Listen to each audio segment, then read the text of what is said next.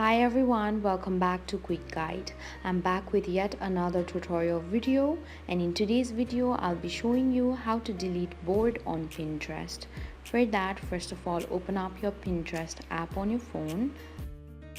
After you open up your app, be sure that you're logged into your account.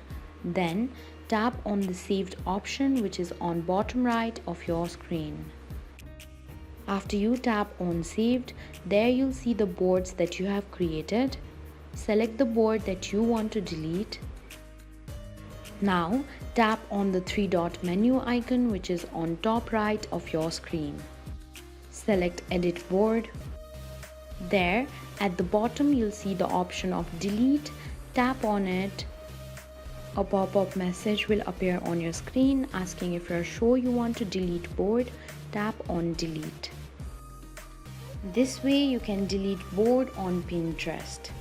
Thank you for watching. If you like the video, please hit the like button. If you want to see more tutorial videos, hit the subscribe button. And if you have something to say, please leave a comment.